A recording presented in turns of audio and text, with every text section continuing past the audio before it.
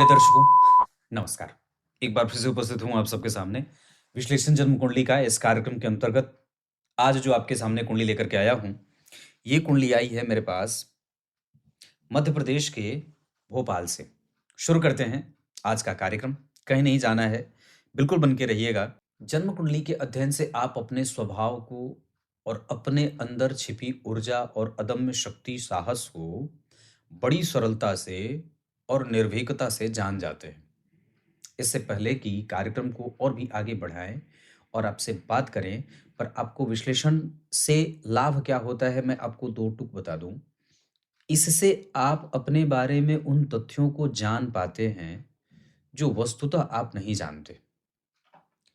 जो सूक्ष्म होता है वही ज्योतिष शास्त्र है, और जो बहुत विशाल है वही ज्योतिष शास्त्र है। बहुत गहराई से, गहरे मंथन के साथ अगर आप अपने जीवन को जीने लगते हैं तो आपसे गलती होने की गुंजाइश सबसे कम या निम्न स्तर पे चली जाती है।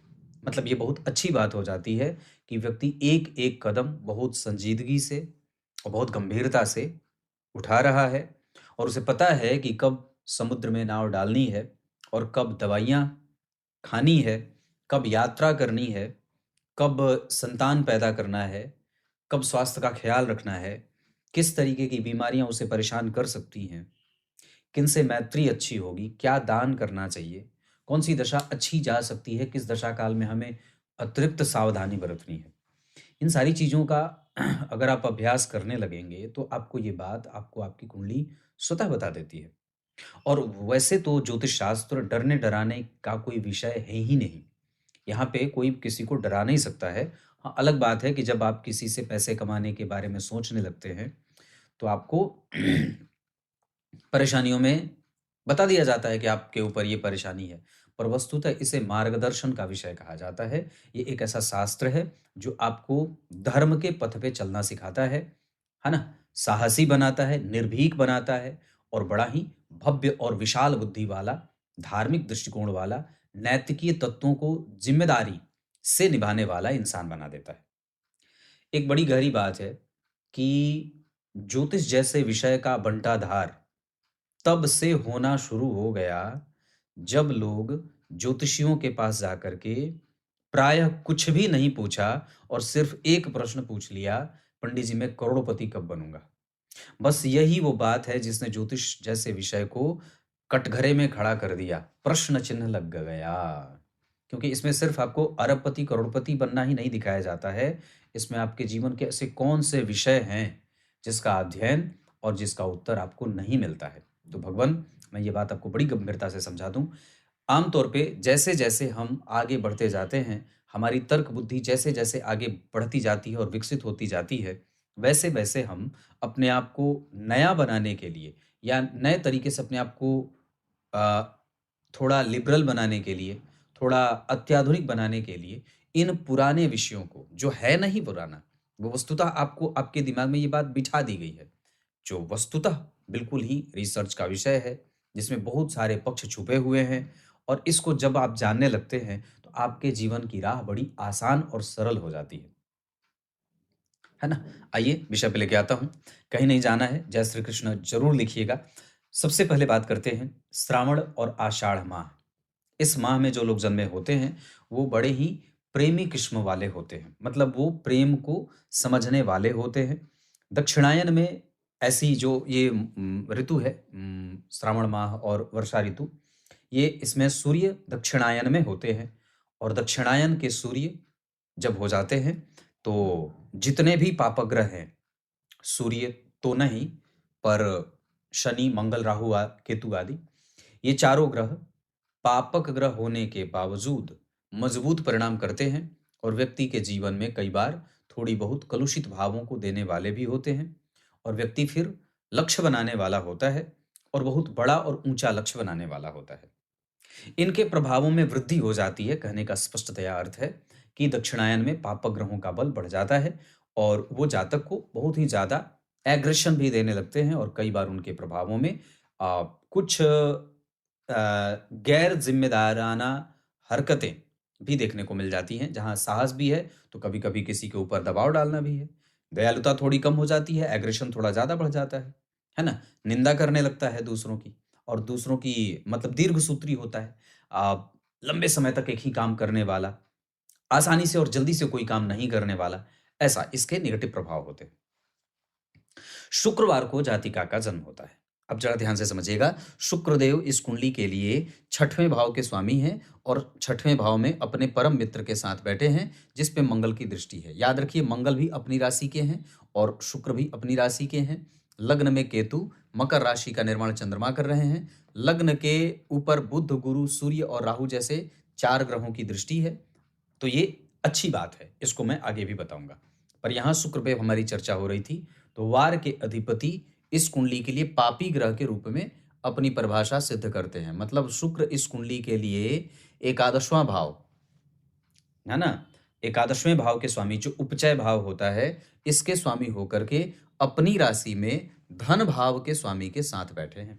अभी मैंने कल परसों भी एक कार्यक्रम बनाया था, कल ही शायद कुंडली विश्लेषण जो सुबह में किया था, उसमें यही चीज इसी पे चर्चा की थी। वहां पे चंद्रमा जो थे वो धनु राशि में बैठे थे उत्तराषाढ़ा नक्षत्र में, और यहाँ पे भी वो उत्तराषाढ़ा नक्षत्र में है मकर राशि में। बहुत जल्द ही इनका प्रभाव, और वहां पे भी धन और लाभ भाव के स्वामी एक साथ छठवें भाव में बैठे थे, जहां व्यक्ति कई बार अपने जिम्मेदारियों से कई बार पृथक हो जाता है, या कई बार उसके जीवन में धन कमाने में थोड़ी मशक्कत होती है या विलंब सा होता है। शुक्रदेव अगर बलवान है या अपनी राशि के बैठे हैं, मित्र के साथ बैठे हैं, तो व्यक्ति के जीवन में अनुभव और रोगों से लड़ने की शक्ति यहाँ देंगे, और साथ ही साथ व्यक्ति को कई बार पेट में गैस की समस्या भी देंगे, क्योंकि मंगल और शनि के प्रभाव में आने के कारण ऐसी स्थिति बन रही है। क्योंकि जब जन्म कुंडली में शुक्रदेव शनि के संपर्क में हो और रोग भाव पे हो जाते हैं, मंगल से दृष्ट हो जाते हैं, तो 2 परेशानियां प्रमुखतया आने लगती हैं जातक के जीवन में। एक, उसके पेट में गैस बनने लगता है, अतिसार होता है, या कई बार रज की स्थिति जो होती है महिलाओं में, मासिक धर्म की गड़बड़ी वो होती है, संतान ऑपरेशन से होती है, या कई बार ऑपरेशन के बाद व्यक्ति का स्वास्थ्य लगातार कमजोर होने लगता है। इस वजह से उसका ध्यान खासा रखना होगा।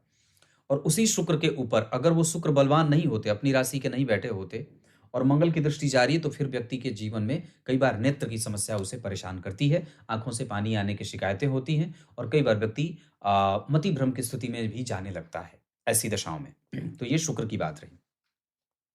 आगे बढ़ के अगर बात करेंगे, तो कृष्ण पक्ष के प्रतिपदा तिथि का जन्म होता है जातका का। तो कृष्ण पक्ष में जन्मी होने से व्यक्ति संततिवान होता है, और कृष्ण पक्ष में जन्मे होने से व्यक्ति कभी-कभी कठोर या जिद्दी, या बहुत जब भी उसके जीवन में कोई समस्या आ जाए, तो बहुत लंबे समय तक वो समस्या टिक जाए, मतलब जल्दी खत्म होने का नाम न ले। तो ये कृष्ण पक्ष का प्रभाव है। और कृष्ण पक्ष के प्रतिपदा के चंद्रमा वैसे तो अष्टमी तिथि के पहले, कृष्ण पक्ष के अष्टमी तिथि के पहले जिनका जन्म होता है, वो उनकी कुंडली में चंद्रमा शुभग्रह बन जाते हैं, और अष्टमी तिथि के बाद ये पापग्रह प्रायः होने लगते हैं, जिसका प्रभाव निगेटिव होता है। तो कृष्ण पक्ष के प्रतिपदा के चंद्रमा यानी कि शुक्ल पक्ष की पूर्णिमा अभी समाप्त हुई है, और अब कृष्ण पक्ष की प्रतिपदा जो है वो आरंभ हुई है। तो कृष्ण पक्ष के प्रतिपदा के चंद्रमा शुभग्रह होते हैं। व्यक्ति को सदैव ही भगवान भोलेनाथ की उपासना करनी चाहिए और सूर्य को अर्घ देना चाहिए। साथ ही साथ अष्टमी तिथि को और नवमी तिथि को सावधान रहना चाहिए यात्रा करने से। उत्तराषाढ़ा नक्षत्र में जन्म होता है, जो वस्तुतः, अब जरा ध्यान से समझिए, तो राशि बनी है मकर की, जो शनि की राशि है, और उत्तराषाढ़ा नक्षत्र है सूर्य का नक्षत्र, और लग्न बना है गुरु का। तो सूर्य जो हो गए वो नक्षत्र के अधिपति हो गए, शनि जो हो गए वो राशि के अधिपति हो गए, और लग्न के अधिपति देवगुरु बृहस्पति हो गए।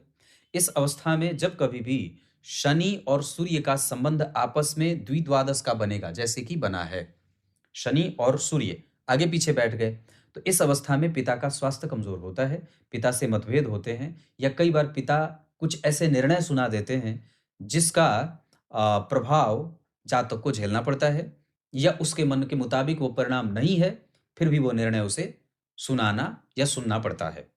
तो सूर्य और शनि की महादशा अंतरदशा में जातिका को बहुत ही सावधान अपने स्वास्थ्य, अपने पिता के स्वास्थ्य, अपनी दिनचर्या, और साथ ही साथ अपने मन बुद्धि को स्थिर रखने पे फोकस बढ़ाना होगा। और एक बात और बता दूं, तो यहाँ गुरु की दशा और सूर्य की दशा जातिका की कुंडली के लिए बहुत ही अच्छी होंगी, मजबूत होंगी, चरित्रवान बनाएंगी। ब्राह्मण कुल में जन्म न लेने के बावजूद भी व्यक्ति ब्राह्मण के सदृश काम करने वाला होता है। आप लोगों के इस प्रश्न का उत्तर मैं यही दे देता हूँ। कई बार लोग पूछते हैं कि पंडित जी कोई ब्राह्मण कुल में जन्मा है, पर उसके कृत्य ब्राह्मणों जैसे नहीं होते। तो यहाँ पे अगर ज्योतिष के हिसाब से उसके उत्तर को हम ढूँढने चलते हैं, तो पूर्व में हमारे जो आचार्य हैं उन्होंने ये बात कही, ये वाराहमिहिर आचार्य ने बात लिखी कि लग्न पे अगर गुरु की दृष्टि होगी, सूर्य की दृष्टि होगी, मंगल की, बुध की, गुरु की, ये जो जितने भी ग्रह आपकी कुंडली के लग्न को देखेंगे, उसके ही जैसे वो व्यवहार वाले जातक को या उसके रहन-सहन के स्तर को बना देते हैं। गुरु लग्न को देखेंगे तो व्यक्ति ब्राह्मणों के सदृश हो जाता है। सूर्य लग्न को देखेंगे तो क्षत्रियत्व का गुण व्यक्ति में आ जाता है।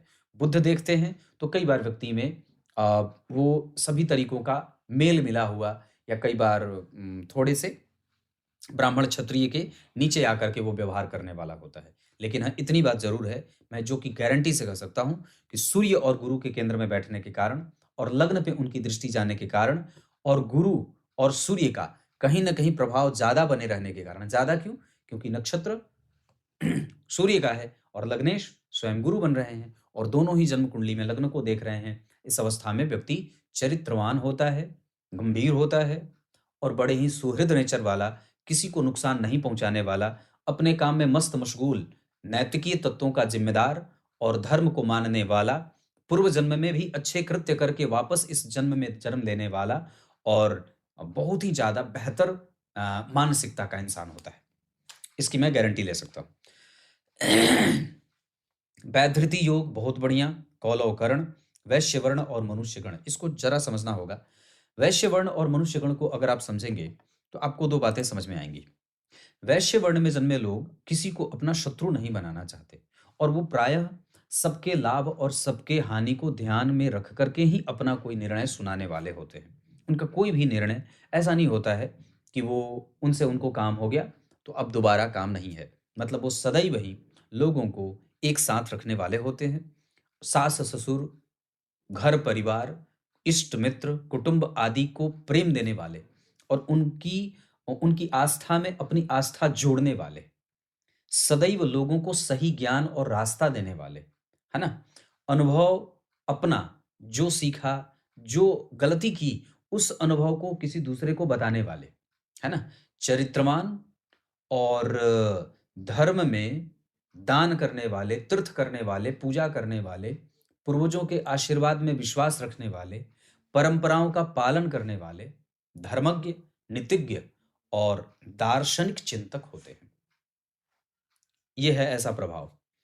आगे बढ़ के और भी बात करूंगा। ये तो पंचांग रही, जिसमें पंचांग में सबसे अच्छी बात रही वैश्य वर्ण और मनुष्य गण, जहां कभी कभी आपको मनुष्यता के कारण ईर्ष्या भी है, द्वेष भी है, छल है, कपट है, मोह है, मात्सर्य है, आलस्य भी आता है, प्रमाद भी है। कभी कभी चीजें त्यागने का जो मन नहीं करता है, नहीं ये मुझे बहुत प्यारी है, मैं इसे कैसे लोगों को दे दूं, मुझे किसी ने ये उपहार स्वरूप दिया है, मैं किसी को अगर ये वस्तु पसंद आ जाती है तो मैं कैसे दे दूं। तो ये सब चीजें कई बार जीवन में प्रवृत्ति मूलक बना देती हैं। जबकि मकर राशि के जो जातक होते हैं, आपका चंद्रमा 0 अंश का बैठा है, 55 कला का है और किसी भी शुभ ग्रह से प्रभावित नहीं है, पर फिर भी द्वितीय भाव में बैठे चंद्रमा दोष मुक्त होते हैं और कम से कम उनसे एकादशवें भाव में जो मंगल बैठे हैं, वो आपकी महत्वाकांक्षा की पूर्ति कराते दिखे जा रहे हैं। चंद्रमा से दूसरे घर में जो केतु 12वें भाव में बैठे हैं, ये आपको धार्मिक और अनुभवी बना रहे हैं। उसी चंद्रमा से पंचम भाव में जो शुक्र बैठे हैं, आपको बड़ा ही अच्छे नेचर वाला, अनुभवी, शास्त्रज्ञ, मंत्र का जापक और बड़ों का आदर करने वाला, अच्छा दाम्पत्य बिताने वाला। और उसी चंद्रमा से पंचम भाव में शनि आपके बुद्धि को कभी कभी लेप लगा देते हैं, जहां व्यक्ति अपने निर्णय को कमजोर करता है। जब कभी भी अंतर प्रत्यंतर सूक्ष्मांतर प्राणांतर में चंद्रमा में शनि आएंगे तो कमजोरी कर देंगे, निर्णय लेने में परेशानी होगी, मन एकाग्र नहीं रहेगा, भंग होता रहेगा, ध्यान भंग होता रहेगा, कंसंट्रेशन बहुत अच्छे से नहीं लगा पाएंगे, दिमाग अव्यस्त होता रहेगा, घर में कलह का वातावरण बनने लगेगा, स्वास्थ्य कमजोर रहने लगेगा, मन एक जैसा नहीं रहेगा, अनियमितता होने लगेगी, है ना? इस तरीके की समस्या चंद्रमा और शनि के पंचम भाव के आने के कारण। उसी चंद्रमा से छठवें भाव में सूर्य व्यक्ति को नौकरी और ऊंची प्रतिष्ठा देंगे। उसी चंद्रमा से छठवें घर में राहु व्यक्ति को साहसी और अदम्य गुणों को धारण करने वाला, जीवन में जितनी भी विषम परिस्थिति बनेगी उसका चरित्र चिंतन करने वाला बना देते हैं। उसी चंद्रमा से छठवें घर में बुध व्यक्ति को डीप रिसर्च करने वाला, तह तक जा करके किसी भी बात को समझने वाला, बड़ा ही गहरा अन्वेषक बुद्धि का बना देते हैं। उसी चंद्रमा से छठवें भाव में बुध गुरु व्यक्ति को नौकरी, अपने रोजगार को लेकर के सजग होने वाला, अपने करियर को लेकर के बड़ा चिंतन करने वाला, बड़े लोगों का आदर करने वाला, सबकी बातों में विश्वास कर लेने वाला, मित्रता करने वाला, ऐसे ये ग्रहों के ऐसे प्रभाव आएंगे, है ना। और आगे ये तो मैंने चंद्रमा से बात की, तो मैं एक बात कहाँ कर रहा था, चंद्रमा पे, मकर राशि पे। ऐसे लोग जो मकर राशि के होते हैं और वस्तुतः धनु राशि के अधिपति सूर्य देवगुरु बृहस्पति हैं, राशि के अधिपति शनि देव हैं। अब गुरु और शनि में बहुत अच्छी मैत्री होती नहीं है। इस वजह से, और चूंकि यहाँ बैठे भी हैं तो सूर्य और शनि भी द्विद्वादश में, जहाँ कई बार उनकी महादशाएं कमजोर जाती हैं, उसी तरीके से गुरु और शनि की दशा भी कई बार आपके जीवन में व्यय के मार्ग को खोलने वाली और एक बार में प्रतियोगिता परीक्षाओं में सफलता नहीं देने वाली। साथ ही साथ कई बार व्यक्ति बहुत जल्दी हताश, निराश या उदास सा भी होने लगता है और वो आधुनिक शिक्षा को पढ़ने वाला भी होता है। लेकिन ये ऐसे लोग टैक्स डिपार्टमेंट में काम करते हैं, जैसे एसएससी सीजीएल हो जाए, जिसमें जहाँ पे जमीन से टैक्स आता है, उस जगह पे काम करते हैं। कई बार ये धन जो इनकम टैक्स होता है वहां से काम करने वाले होते हैं। पिता से कई बार मतभेद इस वजह से भी बनता है क्योंकि गुरु और शनि एक दूसरे से द्विद्वादश में बैठे हैं, ये भी एक कारण हो जाता है। तो ये एक तो बात मैंने यहाँ पे जोड़ दी। साथ ही साथ चमड़े के कंपनी में काम करने वाले भी होते हैं। विशेषतया ये पदस्थ अधिकारी होते हैं जो कई लोगों को अपने अंडर में खटाने की हैसियत और हिम्मत रखता है। एक पुरुष बसा हुआ है एक महिला के अंदर, मतलब धनु राशि को अब जब देखेंगे तो ये द्विस्वाभाविक राशि है और आरंभ में जो आरंभ का हिस्सा जो होता है वो घोड़े का होता है और अंतिम का जो क्षेत्र होता है वो पुरुष का होता है ना। तो जब आप इसको ध्यान से देखते हैं तो काफी हद तक आपको, नहीं, आगे का जो हिस्सा होता है वो तीर धनुष लिए हुए पुरुष का होता है और नीचे का जो चतुष्पद राशि हो जाती है, चतुष्पद भी और द्विपद भी, क्योंकि पुरुष और जो एक घोड़ा है दोनों से मिलकर के बनी हुई राशि है। तो धनु राशि की जो आकृति है वो ऐसे ही अपने लक्ष्य को भेदने के लिए बिल्कुल तीर और धनुष लेकर के तैनात है और नीचे एक बुद्धिमान जानवर जो कभी थकता नहीं है और सदैव अपने मालिक के प्रति वफादार बना रहता है ना। तो कहने का अर्थ है कि इनमें ये द्विस्वाभाविक राशि है, न तो चर है प्रकृति की राशि, न तो स्थिर प्रकृति की राशि है। इनमें दोनों को समावेशित होते देखा जाता है। तो न तो ये चंचल है और न तो स्थिर है। इस वजह से इनमें प्रायः वस्तु को, चीजों को समझने की बड़ी अच्छी शक्ति मिल जाती है। इनमें काफी हद तक चीजों को बैलेंस करने का, दर्शन को समझने का दृष्टिकोण बड़ा उदार, जहां व्यक्ति ऊंचे सिंहासन पर बैठा हुआ है और जिस दृष्टि से किसी भी विषय को देख रहा है, हो सकता है कि उसके आसपास के लोग उस बात को समझ भी ना पाए, क्योंकि यहाँ पे व्यक्ति का जो थॉट है वो बड़ा ऊपर है और बड़ा आलीशान है। कहने का अर्थ अच्छा है। और द्विस्वाभाविक राशि होने के कारण और मकर राशि बनी है, तो मकर राशि को जब आप देखेंगे तो ये शनि से प्रभावित राशि है और देवगुरु बृहस्पति की मूल त्रिकोण राशि है। तो शनि और गुरु से प्रभावित होने के कारण और जन्म कुंडली के द्वितीय भाव के ऊपर चंद्रमा का प्रभाव, द्वितीय अष्टम में बैठ करके अपनी तीसरी दृष्टि से, द्वितीय जन्म कुंडली के छठवें भाव में बैठ करके अपनी तीसरी दृष्टि से अष्टम भाव को देख रहे हैं और चंद्रमा भी अपने भाव को देख रहे हैं। तो इस वजह से व्यक्ति के जीवन में आमदनी कैसे कमाई जाए, रिसर्च कैसे और बढ़ाया जाए, व्यवहार कैसे सत्य और शुद्धता का रखा जाए, है ना। तो इस तरीके से व्यक्ति के जीवन में न्याय का एक नया अध्याय सदैव चौराहे पे खुल जाता है। उसको हर समय किसी दूसरे के साथ भी न्याय करना पड़ता है, भले वो अपने साथ अन्याय कर ले पर किसी के साथ अन्याय नहीं करने देना चाहता है और ना तो करता है। तो ये जो शनि और गुरु से प्रभावित राशि हो जाती है, इस वजह से व्यक्ति ऐसे न्यायप्रिय और उच्च आदर्शों को स्थापित करने वाला होता है, समाज में प्रेरणा का स्रोत बन जाता है। अब आगे बढ़ के आपसे और भी चीजें मैं बताता हूं। जैसे अगर आप अंग्रेजी महीने में देखेंगे तो माह जो होता है वो 6 जुलाई का है। अब जरा ध्यान से समझिएगा, तो 6 जुलाई से लेकर के, मतलब 1 जुलाई से लेकर के 30 जुलाई अगस्त तक का जो पूरा जुलाई का महीना है, इस महीने में सूर्य का प्रभाव मिथुन राशि में होता है और बहुत ध्यान से जब समझेंगे, तो ऐसे लोगों में बहुत ऊंचे लक्ष्यों को बनाने की बड़ी तीव्र क्षमता होती है। पारिवारिक जीवन उतना ज़्यादा सुखद नहीं होता और संवेदना से युक्त होते हैं। किसी भी तरीके से, किसी भी व्यक्ति से अन्याय नहीं करना इनकी यूएसपी होती है। जुलाई महीने में जो लोग जन्मे होते हैं, उनमें कृतज्ञता कूट-कूट करके भरी होती है ना? बड़े लक्ष्य पे जाना है, अपने ऊपर अपने पैरों पर स्वाभिमान के साथ खड़ा रहना है, किसी से मदद नहीं लेनी है और सदैव प्रेम देने के लिए लालायित रहने वाली स्थितियां ये हो जाती हैं। इसके अतिरिक्त ये एक ऐसी कुंडली बन जाएगी जहां सूर्य मिथुन राशि में जब होंगे तो कि वो व्यक्ति बहुत सरलता से किसी भी व्यक्ति को, किसी भी विषय को, किसी भी वस्तु को अपना बनाने में तुरंत सक्षम हो जाता है। वो किसी से बहुत ज़्यादा देर तक अनजाना नहीं बना रहता है। उसकी मैत्री बड़ी लंबे समय तक चलने वाली होती है और गहरे राज छुपा करके रखने वाली कुंडली होती है, जब मिथुन राशि में सूर्य हो जाते हैं तो। इसका एक और भी व्यापक असर ये होता है कि व्यक्ति बड़े लक्ष्य को बड़ी सरलता से तो नहीं, पर पा ज़रूर लेता है।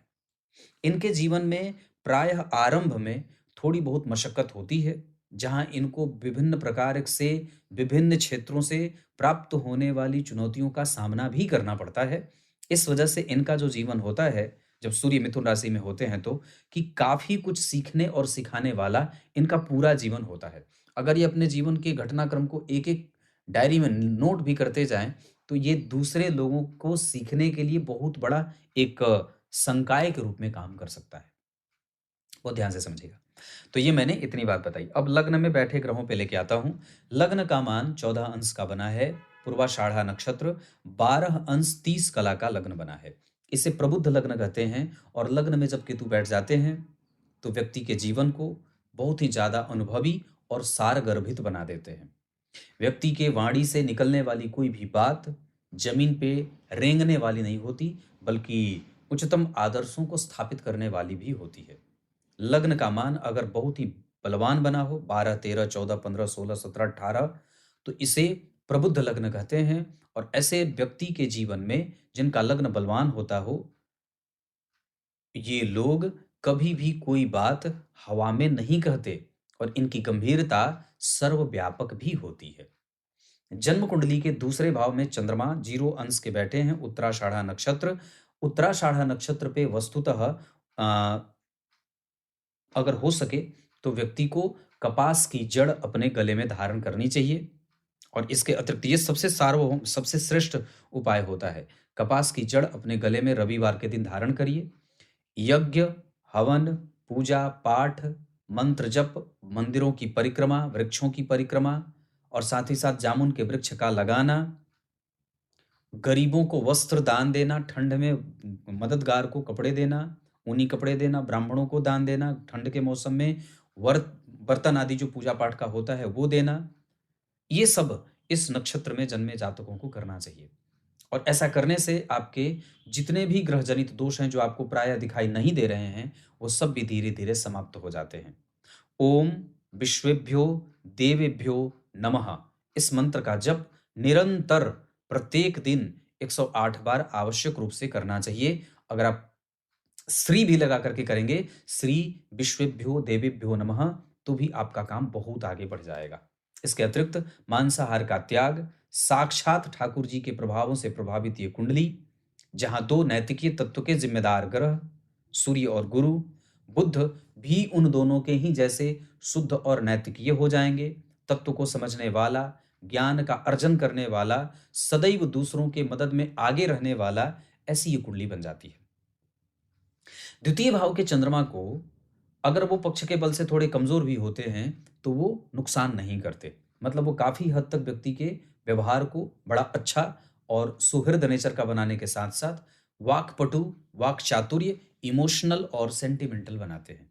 वहीं चंद्रमा और शनि जैसे दोनों शुभ ग्रह की दृष्टि कहें या पापक ग्रह की दृष्टि कहें, एक तो चंद्रमा पापक होंगे नहीं, क्योंकि वो कृष्ण पक्ष के प्रतिपदा के हैं, पर धनु लग्न की कुंडली के लिए शनि देव जो होते हैं वो सामान्य ग्रह के रूप में अपनी परिभाषा देते हैं। जबकि धनु लग्न की कुंडली के लिए गुरु, सूर्य और मंगल, ये तीनों ग्रह बहुत ही ज़्यादा मजबूती से और कारगर ग्रह के रूप में अपनी परिभाषा देते हैं। जबकि शनिदेव धनु लग्न की कुंडली के लिए सामान्य ग्रह हो जाते हैं। वहीं शुक्रदेव धनु लग्न की कुंडली के लिए परम पापी ग्रह के रूप में विद्यमान होते हैं। वहीं जन्म कुंडली अगर धनु लग्न की बनी हो तो सप्तम भाव में बैठे ग्रह या सप्तम भाव बाधक भाव हो जाता है। द्विस्वाभाविक लग्न की कुंडलियों के लिए सप्तम भाव बाधक भाव होता है। इस वजह से लगभग बुध, गुरु, सूर्य और राहु, इस कारण से कई बार जीवन में व्यक्ति को बाधाओं के साथ आगे बढ़ना पड़ता है, या बाधाएं आती रहती हैं, या बाधा पहले आए फिर जाकर के सफलता मिले। मतलब आप आसानी से ये बात कह सकते हैं कि गुरु की दशा में, सूर्य की दशा में, बुध की दशा में और राहु की दशा में व्यक्ति को बाधाओं के साथ ही आगे बढ़ना होगा, क्योंकि ये भाव बाधक भाव है।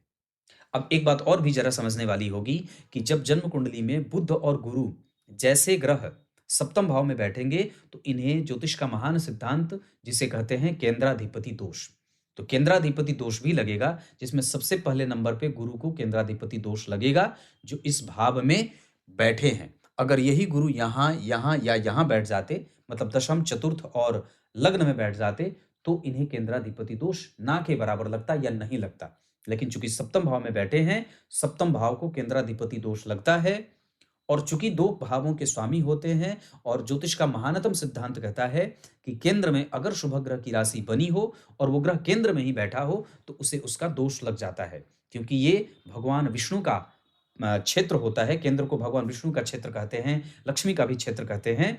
वहां पे कोई भी ग्रह आकर के न तो पापक होता है और न तो शुभग होता है, वो वहां तटस्थ हो जाता है। अगर पापक ग्रह की राशि बनी हो और पापक ग्रह भी केंद्र में बैठे हों तो वो तटस्थ हो जाते हैं, मतलब उनका पापक प्रभाव भी क्षीण हो जाता है और वो सामान्यतया शुभ माने जाने लगते हैं। उसी तरीके से अगर कोई शुभ ग्रह भी है, केंद्र का स्वामी है, जैसे कि बुध केंद्र के स्वामी है और सप्तम भाव में बैठ गए, तो इनको भी पापकर्त्री क्या बोलते हैं, केंद्राधिपति दोष लगेगा। तो गुरु और बुध यहाँ केंद्राधिपति दोष से पीड़ित होंगे या युक्त होंगे, और अपने दशा काल में ये कभी कभी व्यक्ति को दोषयुक्त परिणाम देंगे, जिसमें कई बार व्यक्ति के जीवन में एक दो बार असफल होने का योग लगेगा।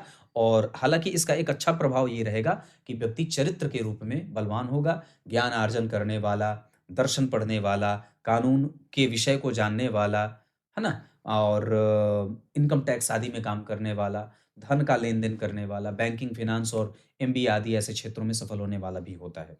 मैनेजमेंट बहुत अच्छा करता है, टूरिज्म सेक्टर में काम करने वाला होता है, मैनेज कैसे करनी है चीज़ें वो बहुत अच्छे तरीके से उसको आती हैं। तो कहने का अर्थ यहाँ पे ये है।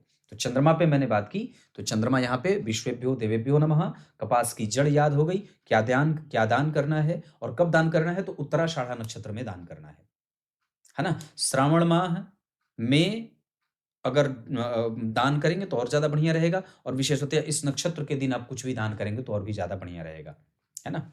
आगे बढ़ के बात करते हैं, तो तीसरे और चतुर्थ भाव का प्रभाव खाली है, लेकिन चतुर्थेश अपने भाव से 4 घर आगे बैठे हैं, और चतुर्थेश के साथ सप्तमेश भी बैठे हैं। इस वजह से माता का सुख बढ़िया मिल जाता है।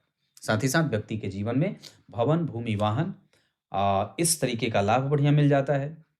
उसको वास्तु का दोष नहीं लगता है, छोटे बड़े भाई बहनों से मतभेद नहीं होता है, उसका कम्युनिकेशन अच्छा होता है, उसको ये भी पता होती है बात की मुझे कहाँ कितनी मेहनत करनी है और किस विषय को मुझे प्रमुखता से पढ़ने की आवश्यकता है या जानने की आवश्यकता है। पंचम भाव के स्वामी का 12वें भाव में स्वग्रही होना, माता, पिता, भाई, बहन, इन सब में व्यक्ति को भाइयों का सुख भी बढ़िया मिल जाता है। अगर अपना नहीं है तो फिर भी कजन वगैरह ब्रदर हैं तो भी बहुत अच्छा फायदा मिल जाता है। इसके अतिरिक्त अगर पंचमेश स्वग्रही हैं और 12वें भाव में बैठेंगे तो मंगल यहाँ कमजोर नहीं होंगे, और दरअसल वो आपके धन को आपके से छोटे भाई हैं उनके ऊपर भी निवेश किया जा सकता है, उनके नाम पर भी निवेश किया जा सकता है। छोटा भाई या छोटी बहन आपके पैसे ज्यादा बचाने वाले बन जाते हैं, है ना। व्यक्ति को बहुत अच्छी समझ होती है एनर्जी लगाने की, तिकड़म, समझदारी, भविष्य कैसे संभालना है, अपनी कैपेसिटी कैसे बढ़ानी है। अब यहाँ पे मैं आगे बढ़कर के 6वें भाव पे आता हूँ, जहाँ शुक्र और शनि के ऊपर मंगल की दृष्टि है। तो शुक्र और शनि के ऊपर मंगल का प्रभाव ये व्यक्ति के जीवन में जितनी भी विषम परिस्थितियों का निर्माण होगा, और जो कभी कभी एक उन्माद आता है, जो आलस्य आता है, जो प्रमाद आता है, जो एक निगेटिविटी का भाव आता है, जो कभी कभी तमस तत्व की प्रधानता आ जाती है, जो कभी-कभी खूंखार होना आ जाता है, जो कभी-कभी कृपणता आ जाती है, जो कभी-कभी जीवन में बहुत ज़्यादा रश आ जाता है, परेशानियाँ आ जाती हैं, स्वास्थ्य की चिंता आती हैं, वो इसी शनि और मंगल के आपस में एक-दूसरे को देख लेने के कारण होता है। शास्त्र कहता है, जब शनि और मंगल एक साथ किसी एक भाव में बैठ जाते हों, अभी मैंने कल ही एक कार्यक्रम इस पे बनाई थी बात। शनि और मंगल उस जातक की कुंडली के एकादशवें भाव में बैठे थे। और मैंने बात कही थी कि जब ये एक-दूसरे को सामने से देख लें या एक-दूसरे के संग बैठ जाते हैं, तो व्यक्ति के जीवन में कई बार कठोरता, अ, असहृदयता या अदयालुता या कई बार अपरिपक्वता और शठता, हठता, मूढ़ता, जड़ता, इस तरीके के गुण दोषों को देने वाले भी हो जाते हैं। तो मेरे कहने का अर्थ है कि हमें यहाँ पे ये बहुत सावधानी से ये बात सँभालनी होगी। सप्तम भाव में बहुत सारे ग्रह हैं, वहाँ हमें हमारे चरित्र को, हमारे व्यवहार को बहुत अच्छा बना रहे हैं और कई बार व्यक्ति के काम को थोड़ा उलझा भी रहे हैं, लेकिन परिणाम अंततः व्यक्ति को मिल जाता है। गुरु और शुक्र का संबंध द्विद्वादश में है, नौकरी के लिए अगर तैयारी कर रहे हैं, जी-जान से मेहनत करिए, आपकी कुंडली में ऐसे योग तो बने हुए हैं। और एक बात और है, जन्म कुंडली में लग्नेश लग्न को देख रहा है तो प्रवृत्ति अच्छी है, शिक्षक ये योग बढ़िया बना हुआ है, ये कुंडली बहुत आगे जा सकती है, ऑफिसर लेवल पे जा सकती है, इसमें कोई दो राय नहीं है। अष्टमेश अष्टम को और अष्टम में चंद्रमा और शनि का प्रभाव लंबी आयु देते हैं। इसमें कोई दो राय नहीं है कि व्यक्ति अपने जाने के बाद बहुत अच्छी संपत्ति छोड़ जाता है और इतना ही नहीं, कम्युनिकेटिव होता है, मोटिवेशनल स्पीकर हो जाता है, इंटरनेट से जुड़ करके काम करने वाला हो जाता है, धर्मज्ञ, निपुण, धर्म में रुचि, शास्त्र की बात समझने वाला, पुराणों का अध्ययन करने वाला, ग्रंथ का दान करने वाला, वनस्पतियों का दान करने वाला और वृक्षारोपण के कार्यक्रम को आगे बढ़ाने वाला, जल संचयन करने वाला, ऐसी चीजें ये सब आपके ऊपर लागू होती हैं। और अगर आप ऐसे नहीं हैं तो अपने आप को वैसे बनाने की आवश्यकता है। अष्टम भाव पे शनि की दृष्टि कई बार अपनी दशा काल में लंबी बीमारी भी देती है, बेड रिडन भी बनाती है और कई बार गैस्ट्रिक पेशेंट भी बनाती है। हालांकि शुक्र के ऊपर मंगल और शनि का प्रभाव आपके पाचन तंत्र को कई बार कमजोर करता है और कई बार घाव, फोड़ा, फुंसी, या इतना ही नहीं, जब कभी भी राहु की दशा हो, जैसे कि अभी जातिका के ऊपर राहु की दशा चल रही है, तो राहु की दशा में अभी 2025 के अप्रैल तक राहु में राहु का अंतर है। तो ऐसी अवस्था में व्यक्ति को मानसिक उन्माद बड़ा हो जाता है या व्यक्ति अपने जीवन से प्रायः कई बार ऊब जाता है। इस ऊबने के कारण वो डिप्रेशन में जाने लगता है। इस ऊबने के कारण वो गलत संगति और गलत मैत्री या गलत लोगों के चपेट में आ जाता है। प्रायः वो अच्छे और बुरे के अंतर को नहीं समझ पाता है। तो संपूर्णतः हमें राहु की दशा में खराब गुरु से बचना चाहिए। भ्रम में डालने वाली शिक्षाओं से बचना होगा। कोई आपको गलत कहे तो उसको बहुत सावधानी से कहो। कोई अगर आपको सही कह रहा है तो उसमें भी ध्यान रखना होगा कि कहीं वो आपको चापलूसी तो नहीं कर रहा है। आपके कपड़े अभद्र तो नहीं हैं। आपके कपड़े फटे, चिथड़े और बेकार तो नहीं हैं। भड़काऊ तो नहीं हैं। सरल तरीके से सोबर तो हैं। बेहतर मित्रता आपकी हो रही है कि नहीं? कहीं कोई साधु संत महात्मा जो फ़कीर बना बैठा है, जो गलत वेशभूषा धारण करके आपको अपने चपेट में लेकर के आपका नुकसान तो नहीं कर रहा है? ऐसे मित्र आपके प्रभाव में तो नहीं आ रहे हैं, आप ऐसे लोगों के प्रभाव में तो नहीं जा रहे हैं, जो आपके ऊपर गलत कुपात्र की दृष्टि डाल रहा है, आपके बारे में पीठ पीछे बुराई करता है और आपको होता है ना सेक चिली बघारना ऐसा, आपकी बड़ाई करे मुँह पे और बाद में आपकी शिकायत करे। आपका पैसा खा रहा है और बाद में आपको बड़ा बढ़िया आपके मुँह पे चिकनी-चिकनी बातें कर रहा है। तो ये सारी स्थितियाँ राहु की दशा में हो जाती हैं। इस राहु की दशा में जब गुरु का अंतर आए, तो व्यक्ति को वंशानुगत जो बीमारियाँ होती हैं, वो कई बार अपना प्रभाव डालने लगती हैं। हालाँकि अवस्था अभी आपकी बहुत छोटी है, इस वजह से ये बात तो नहीं करेगी बात परेशान, पर फिर भी राहु की दशा में वंशानुगत बीमारियाँ जैसे कफ हो जाए, वात हो जाए, पित्त हो जाए, रक्त विकार हो जाए, ब्लड प्रेशर हो जाए, शुगर हो जाए, है ना? डायबिटिक, ये जो चीज़ें होती हैं, जो अगर वंश के क्रम में चल रही होंगी, तो इस राहु की दशा में कहीं न कहीं उसके तीव्र लक्षण दिखाई देने लगते हैं या वो आरंभ होने लगता है। एक बात और भी बता दूँ, इस राहु की दशा में जाते-जाते, अभी तो राहु शुरू हुए हैं, अभी 2040 तक आपकी दशा है। तो ये राहु आपको आरंभ में थोड़ा कष्ट देंगे, मध्य की दशा के बाद और अंतिम की दशा में ये दोनों राहु के फल आपके पक्ष में रहेंगे और अच्छा परिणाम देने वाले बनेंगे। भ्रम में नहीं रहना है, सत्य को सत्य समझना है, व्यय करने से बचना है, गलत लोगों से मैत्री नहीं करनी है, दिनचर्या ठीक रखनी है, पड़ोसियों से संबंध ठीक रखना है, छोटे भाई को डराना, धमकाना और परेशान नहीं करना है, मित्रों से सावधान रहना है, माता के स्वास्थ्य का ध्यान रखना है, पिता के कारोबार में अगर कुछ दिलचस्पी है तो उस पे आगे बढ़ सकते हैं। शिक्षकीय योग आपकी कुंडली में लगा हुआ है, आप दार्शनिक अच्छा बन सकते हैं, आपकी कुंडली में दर्शन बड़ा बेहतर है। तो ये सब चीज़ें आपकी कुंडली में बनी हैं। मैंने इतनी बात कर दी। उसके बाद राहु में शनि आएँगे 2027 से लेकर के 30 तक, वहाँ भी आपको अपने स्वास्थ्य को लेकर के चिंता करनी होगी। वहाँ पे किसी को धन देने से बचना होगा। इसके अतिरिक्त 2030 से लेकर के 33 तक आपको एक बार फिर बड़ा अच्छा समय देखने को मिल रहा है। फिर राहु में केतु आ जाएँगे 33 से लेकर के 34 तक, वहाँ मानसिक विकृति कई बार फिर बढ़ जाती है। फिर से व्यक्ति अपने आप को पहचान नहीं पाता है या अपनी ऊर्जा का सतत गलत इस्तेमाल करने लगता है। उसके बाद राहु में शुक्र 34 से लेकर के 37 तक खूब बढ़िया धन दे सकते हैं।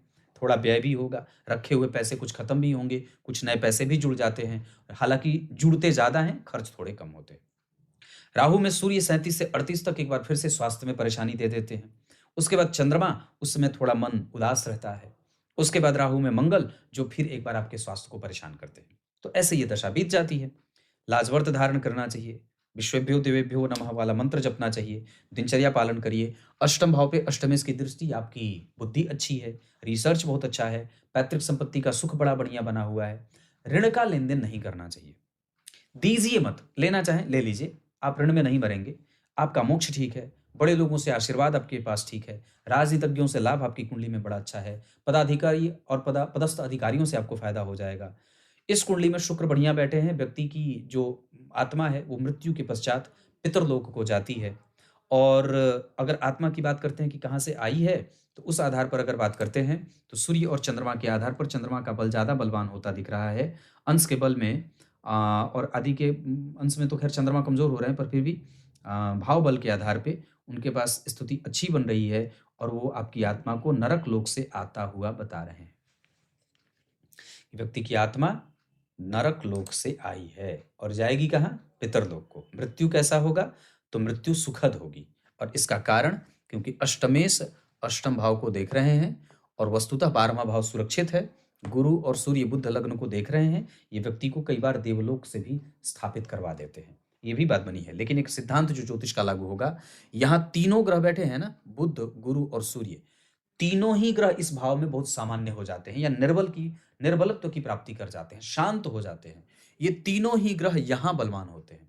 इसके जस्ट अपोजिट वाले भाव में बैठ जाते तो ये बलवान होते, पर यहां पे उनका बल कमजोर हो जाता है, जिससे व्यक्ति की दिनचर्या, आवागमन, प्रभाव, विलक्षणता, जो तेजस्विता होती है, वो कहीं ना कहीं परेशान करती है। अब आगे बढ़ के बात करते हैं आपसे नौमांस चक्र पे गुरु का केंद्र में बैठना, सूर्य का उच्च का होना, सप्तम भाव के अधिपति का मित्र की राशि में शुभ ग्रह से दृष्ट होना, द्वितीयेश का तृतीय भाव में जाना, पति भी मेहनत करके धन कमाने वाला होगा, चंद्रमा और मंगल का एक साथ छठवें भाव में बैठना, शुक्र का उच्च का होना, दाम्पत्य को बड़ा अच्छा, बेहतर और पुष्ट बना रहे हैं।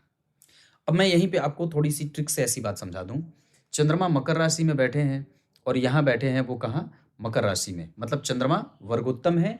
इस वजह से व्यक्ति के ज्ञान, स्वभाव, वाणी, धन, पैतृक संपत्ति, कुटुंब का सुख और चरित्र का सुख, ये बढ़िया हो जाएगा। चंद्रमा की दशा में व्यक्ति को बहुत बड़ा नुकसान नहीं होगा।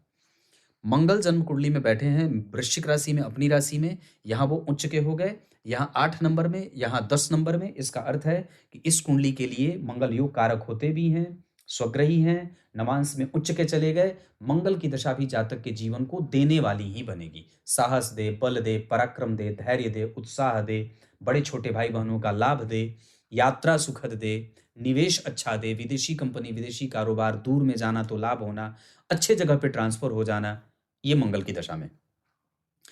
चंद्रमा मंगल, बुध आते हैं जन्म कुंडली में मिथुन राशि में और यहाँ बुध बैठे हैं कहाँ? जन्म कुंडली में तुला राशि में, यानी कि यहाँ मिथुन में और यहाँ से 5 घर आगे तुला राशि में। इसका अर्थ होगा कि बुध की दशा में थोड़ी मेहनत करनी पड़ेगी, पर हाँ, विवाह टूटना, विवाह को आगे लेके जाना, विवाह का नेचर समझना, विवाह को बचाने की कोशिश करना, विवाह से संबंधित मतभेदों को शांत करना, ये सब बुध का काम रहेगा। गुरु जो है वो वृश्चिक राशि में यहाँ बैठे हैं और यहाँ मिथुन राशि में बैठे हैं। इस वजह से गुरु की दशा जब आएगी तो पैतृक संपत्ति में विवाद, दिनचर्या में कमजोरी और कई बार व्यक्ति को पुरातन बीमारियां उखड़ आती हैं, पुरानी बीमारी उखड़ आती है, वंशानुगत बीमारी का प्रभाव बढ़ जाता है और कई बार व्यक्ति अपने प्रभावों को लेकर के थोड़ा कमजोर भी होता है। उस समय स्वास्थ्य से संबंधित परेशानी हो सकती है, क्योंकि उस गुरु के ऊपर राहु, सूर्य, बुध आदि का प्रभाव भी है। ऐसा लग्नेश है, लग्न को देख रहे हैं, आयु अच्छी देंगे, स्वभाव अच्छी देंगे, पर स्वास्थ्य तो कमजोर कर सकते हैं, क्योंकि सप्तम भाव में है, बाधा के साथ उपस्थित हैं, तो दिनचर्या में बाधाएं दे, कुछ ऐसा करना पड़े जिससे दिनचर्या कमजोर हो जाए, या डॉक्टर हो जाए कह दे कि भोजन कम करो या वेट कम करो या ये करो, वो करो, इस तरीके की समस्या गुरु की दशा में मिलेगी। शुक्र जन्म कुंडली में अपनी राशि में वृषभ राशि में और यहाँ शुक्र उच्च के हो गए। इसका अर्थ होगा कि शुक्र भी इस कुंडली के लिए लाभ देने वाले ग्रह बनेंगे। अपनी दशा काल में सांसारिक लाभ हो, अनुभव का लाभ हो, ज्ञान का लाभ हो, मृत्यु का लाभ अच्छा हो और सुखद मृत्यु हो, कष्ट वाली मृत्यु ना हो, दाम्पत्य को बचाने की पूरी कोशिश करें, क्षेत्र को समझें, अनुभवों का लाभ मिले, तो शुक्र का प्रभाव व्यक्ति को धन, मान, पद, प्रतिष्ठा, ज्ञान, गौरव आदि देने वाली हो जाती है। शनिदेव इस कुंडली में वृष राशि में बैठे हैं और यहाँ पे शनिदेव बैठे हैं कहाँ? वृष राशि में, यानी कि शनि भी इस कुंडली के लिए वर्गोत्तम हो गए। तो चंद्रमा वर्गोत्तम और शनि वर्गोत्तम, शुक्र उच्च के, गुरु बढ़िया, और ये इतनी जो स्थिति बन रही है आपको एकदम स्पष्टतया मैंने कही कि शनि भी इस कुंडली के वर्गोत्तम है। तो धन और पराक्रम के अधिपति वर्गोत्तम होंगे तो व्यक्ति अपने धन को लेकर के, अपनी वाणी को लेकर के, अपने जीवन में आने वाली चुनौतियों को लेकर के बड़ा ही सजग, गंभीर और आ, सावधान रहता है। या ये कह सकते हैं कि उसको पता होता है कि क्या सही है, क्या गलत है, कौन मेरा मित्र है, कौन मेरा शत्रु है, किसको नुकसान नहीं देना है, किससे लाभ लेना है। बड़े-छोटे जो अधिकारी हैं, कनिष्ठ वर्ग के कर्मचारी हैं, उच्चस्थ कर्मचारी हैं, जो छोटे-मोटे कर्मचारी हैं, उनसे कैसे लाभ लेना है, अपनी एनर्जी को कैसे कंज़्यूम करना है, अपनी एनर्जी को कैसे इलैबोरेट करना है, ये सारी जानकारी, दर्शन को समझना, परिस्थिति के हिसाब से अपना स्टेप लेना, ये सब शनि की दशा में होगा। राहु जन्म कुंडली में मिथुन में बैठे हैं और यहाँ बैठे हैं जन्म कुंडली में मकर में। इसका अर्थ होगा कि यहाँ पे राहु की दशा व्यक्ति को कष्ट देने वाली हो रही है, जिसमें आरंभ के चरण में परेशानी मिल रही है। ग्रह के होरा चक्र के आधार पर अगर मैं चिंतन कर दूं तो आपकी कुंडली में शुक्र, सूर्य और चंद्रमा, इनकी दशाएं आपको काफी मानसिक शांति देने वाली होंगी। जबकि बाकी के जितने ग्रह हैं, राहु, बुध, गुरु, मंगल, केतु और शनि, ये सब थोड़े बहुत हेडेक देने के साथ, मेहनत करवा करके, एफर्ट डालने के बाद परिणाम देने वाले ग्रह बनेंगे। भवन, भूमि, वाहन के प्रभाव में थोड़ी कमजोरी होगी, चलाने से बचिएगा। भवन, भूमि, वाहन में कई बार घर बदलने से पहले थोड़ी सावधानी बरतनी चाहिए, मुहूर्त का ध्यान विशेष रखना चाहिए। माता-पिता का सुख आपकी कुंडली में 100% बहुत अच्छा है, इसमें कोई दो राय नहीं है। इसके अतिरिक्त आपकी कुंडली में ज्ञान का बल, विद्या का बल, बुद्धि का बल, धर्म का बल, उच्च शिक्षा का बल, ये सब बहुत अच्छा बना हुआ है। अरिष्ट चक्र के आधार पर आपको मति भ्रम की स्थिति में कभी-कभी देख रहा हूं, जहां व्यक्ति के जीवन में कई बार अनिर्णय की स्थिति में जाने का प्रभाव दिख रहा है, ये बात दिख रही है। मंत्र बल, ज्ञान का बल, इन सभी चीजों में आपकी कुंडली लगभग सामान्यतः ठीक बनी हुई है। ग्रह के अंश के बल के आधार पर सूर्य हमें 25% से भी कम परिणाम दे रहे हैं। नियमित दिनचर्या का पालन, सूर्य को अर्घ, मांसाहार का त्याग और नित्य मंदिर का दर्शन। नियमित दिनचर्या का पालन चंद्रमा भी कह रहे हैं। मंगल हनुमान चालीसा का 3 बार पाठ प्रत्येक दिन, गणेश जी को 21 दूर्वा बुधवार के बुधवार, और साथ ही साथ द्वादशी को जरूर ही, एकादशी के दिन रोटी का सेवन और द्वादशी के दिन अन्न का दान। देवी मैया के मंदिर का दर्शन। शनि, राहु और केतु युवावस्था के हैं, ये कमजोर भी होकर के कई बार अच्छे परिणाम करने वाले ग्रह के रूप में उपस्थित होते हैं। क्लियर है? इस कुंडली में मंगल की दशा में कभी कभी धन देने से बचना चाहिए। शुक्र और शनि की दशा में सामान्यतः आलस्य से बचना चाहिए। बाकी वैसे राहु और मंगल और चंद्रमा की दशा में पति से मतभेद न करिएगा। भवन आप पश्चिम दिशा के मकान में भी रह सकते हैं। धन कमाने के लिए ये कुंडली दक्षिण और पूर्व की दिशा की तरफ जा सकती है। विवाह करने के लिए कर्क राशि के जातकों से या कर्क लग्न के जातकों से बहुत उत्तम रहेगा। इसके अतिरिक्त विवाह करना हो तो वृष राशि, वृष लग्न और कन्या राशि, कन्या लग्न के जातकों से भी विवाह किया जा सकता है। इसके साथ साथ अगर मैं और भी बातें बता दूं तो नक्षत्र जिसमें अच्छा रहेगा पुनर्वसु, रोहिणी, उत्तराषाढ़ा, नवमांस चक्र के आधार पर अनुराधा, श्रवण, ये नक्षत्र, उत्तरा भाद्रपद, ये नक्षत्र किसी भी कार्य को करने के लिए बहुत अच्छे रहेंगे। तिथि अष्टमी और नवमी कमजोर होगी। मित्रता मेष और सिंह वालों से कर सकते हैं, शत्रुता कुंभ, मकर, मिथुन और तुला वालों से न करें। इतनी सारी चीजें बनी हुई हैं। विवाह की दशा आपकी कुंडली में जो आएगी वो 2027 से बहुत अच्छी आ जाएगी और वैसे 2025 के अप्रैल के बाद से भी आप आगे बढ़ सकते हैं। इस कुंडली में पद के योग बहुत अच्छे लगे हैं, इतना ध्यान रखना चाहिए। कोई भी शुभ कार्य करना हो, मैंने जिन ग्रहों के बारे में अच्छा कहा है, जैसे कहा है चंद्रमा, जैसे कहा है शनि, जैसे कहा है गुरु, बुध आदि जितने भी ग्रह बीच में मैंने चर्चा की थी, उस पर आप काम कर सकते हैं। अष्टम भाव खाली है तो बहुत अच्छा है। पंचम भाव खाली है, ये ठीक नहीं है। 12वां भाव अपने भाव में बैठा है, ये बहुत अच्छा है।